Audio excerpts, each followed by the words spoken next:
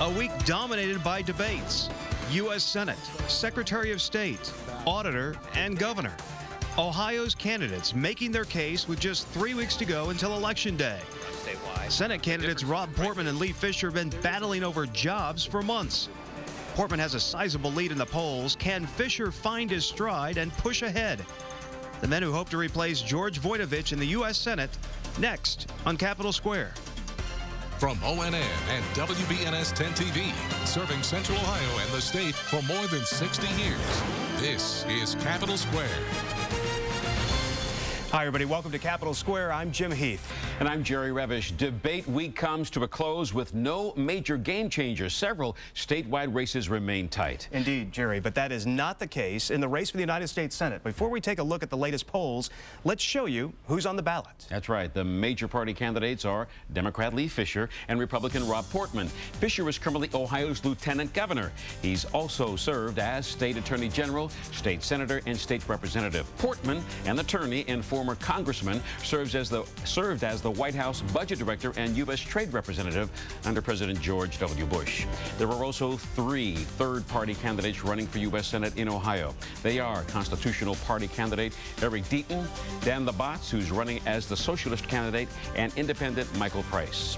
The winner of November 2nd will serve a 6-year term starting in January. He'll succeed Republican Senator George Voinovich, who's retiring after 12 years in office. You know what, Jerry? The polls in this race have been lopsided for months through all of the summer, in fact. Remember, Lee Fisher had that bruising primary back in May with Secretary of State Jennifer Brunner. He's had a very tough time raising money and momentum. Check it out. The latest poll this week from Quinnipiac shows Portman ahead by 19 points.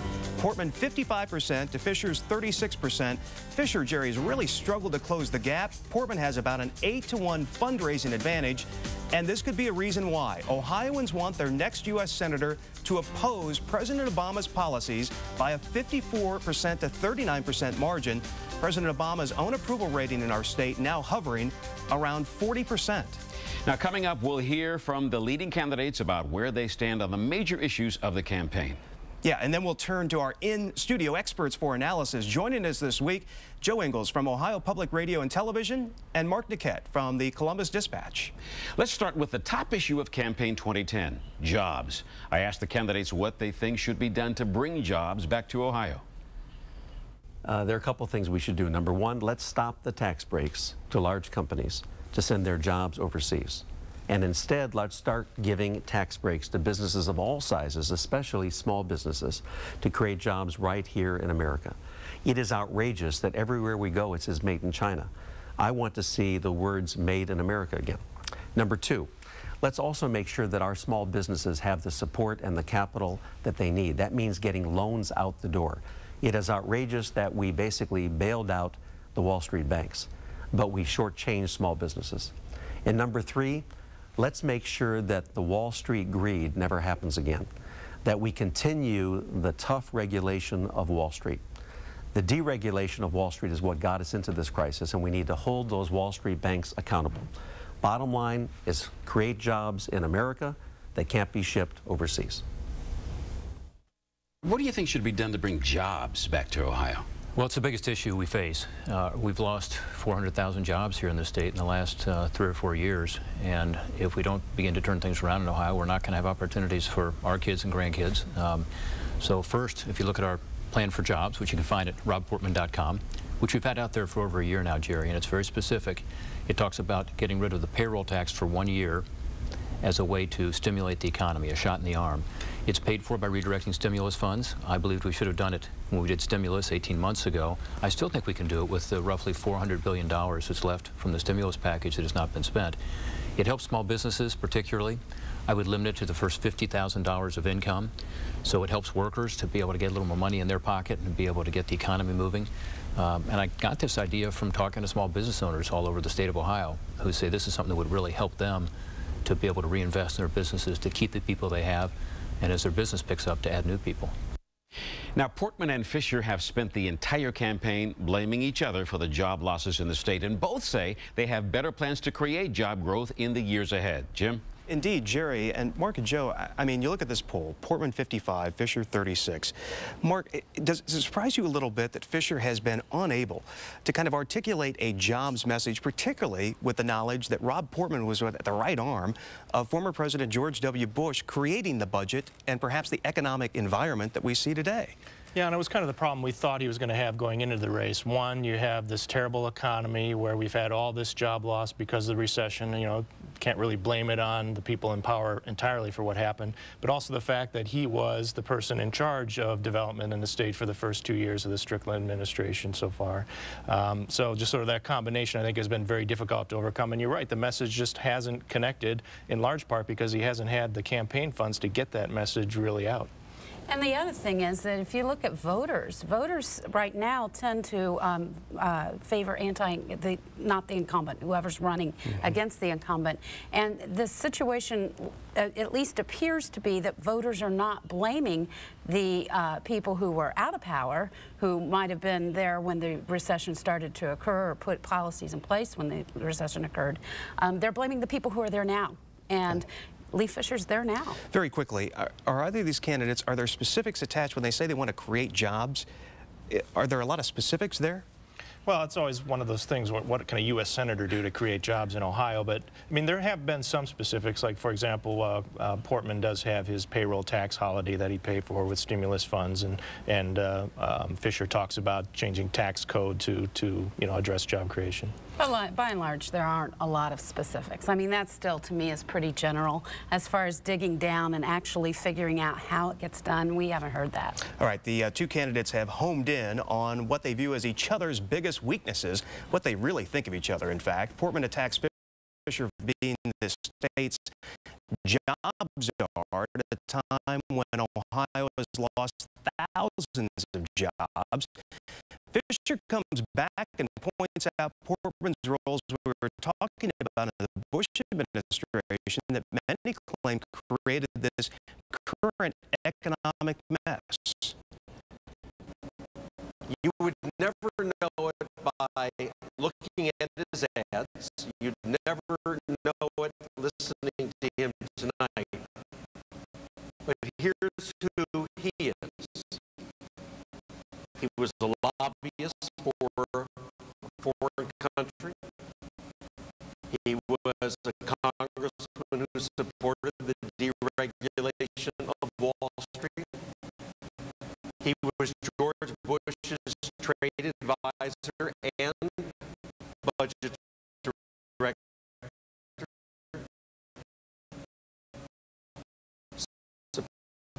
Supporting and advocating for policies that gave tax breaks to large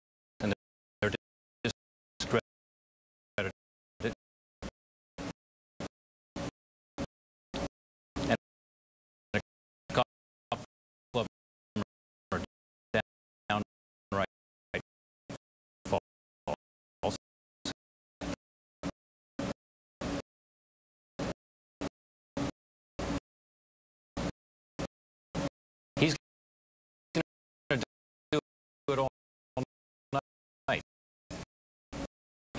And I think he's going to do it because he wants to distract us from two things. One, his record.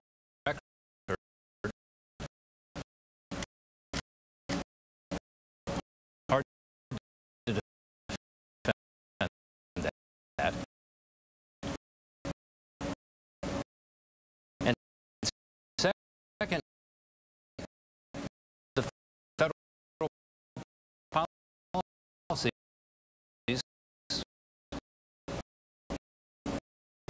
that he's supporting.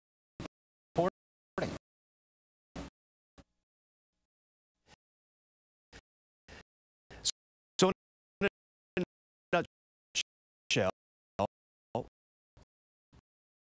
Lee Fisher was job czar, and the state has lost nearly 400,000 jobs.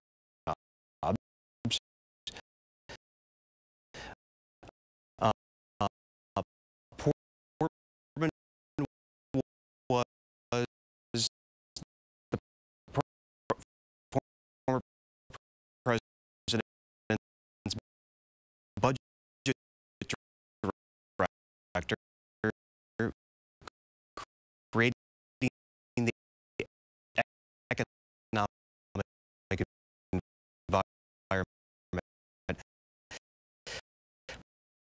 Mark, let me ask you, why has Ted Strickland had such an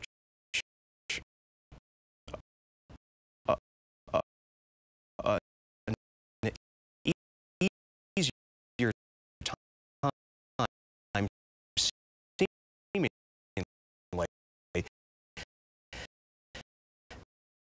painting John Kasich as the Wall Street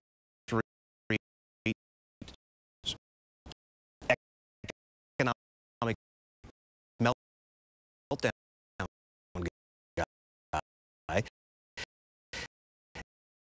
and Lee Fisher has been unable to use that same paintbrush and paint Rob Portman, who was actually in the Bush administration.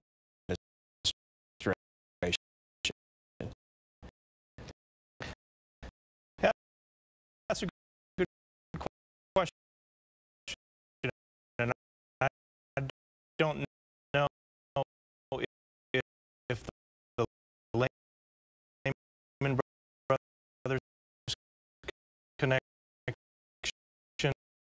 you know, or Congressman Kasich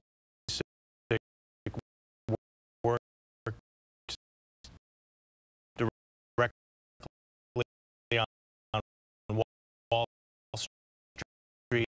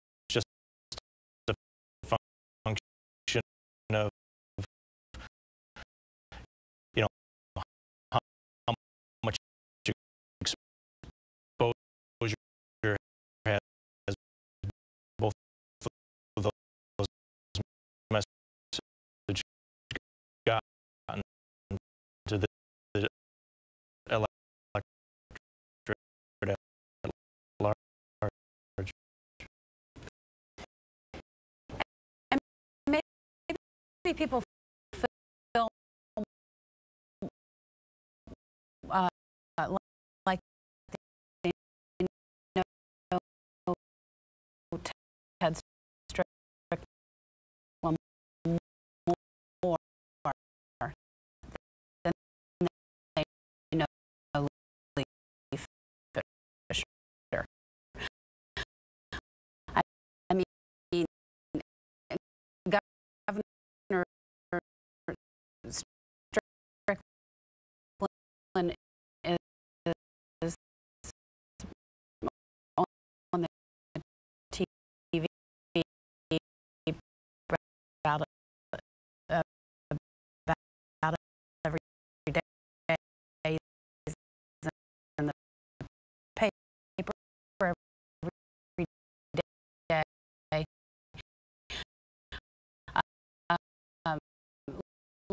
Lee Fisher does not get that kind of exposure, and maybe people feel connection there. We just have a few seconds, but do you feel that there's a possible game changer in this?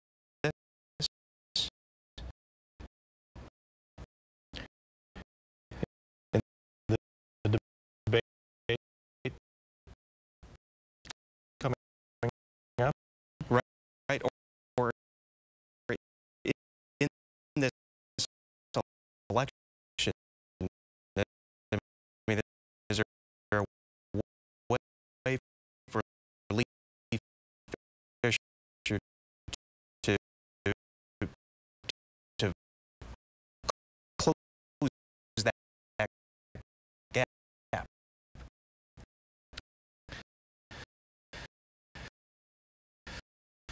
It's hard to see where that would come at this point,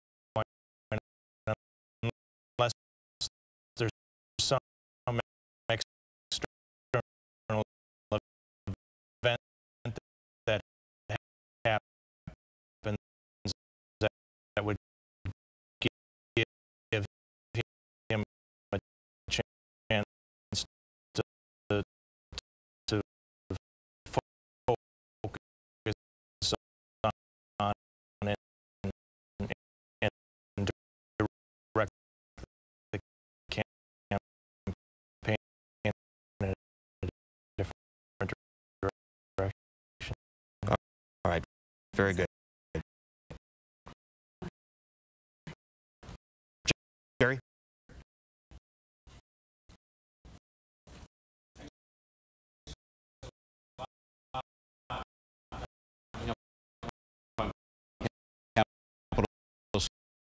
Square, the candidates tackle questions about the country's health care system and ways to improve education.